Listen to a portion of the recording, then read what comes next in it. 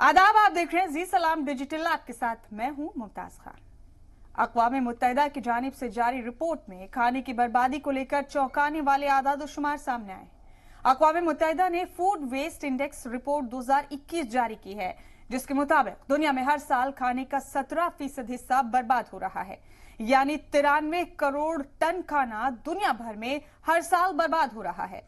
Report के मुताबिक ये खाना घरों, खुदरा दुकानदारों, रेस्टोरेंट समेत खाना खिलाने के दीगर मकामात पर बर्बाद हो रहा है। रिपोर्ट के मुताबिक सबसे ज्यादा खाना घरों में बर्बाद होता है। खाने की बर्बादी के हवाले से तैयार हुई अक़वाम मुत्तहिदा की फूड वेस्ट इंडेक्स रिपोर्ट 2021 भारत के लिए भी परेशानी का सबब है। इस रिपोर्ट के मुताबिक हमारे मुल्क में हर साल फी शख्स 50 किलो खाना बर्बाद हो जाता है और कुल खाने का 40% तक खाना भारत में हर साल फेंक दिया जाता है। ये आदाद-ओ-शुमार इतने ज्यादा है कि ऐसा करने के मामले में भारत दुनिया में दूसरे पायदान पर है। अक़वाम मुत्तहिदा के इस इंडेक्स रिपोर्ट के मुताबिक भारत में जितना भी खाना बर्बाद होता है उसमें 61% तो रसोई घर में ही हो रहा है।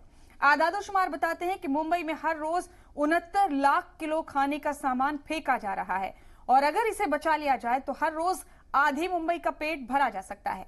खाना बर्बाद करने में पहले पायदान पर चीन है। यहाँ हर साल 9.1 करोड़ टन खाना बर्बाद किया जा रहा है।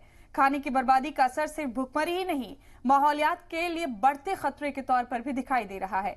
एक दीगर रिपोर्ट के मुताबिक 33% ग्रीन हाउस गैसों के लिए गलत फूड चेन जिम्मेदार है।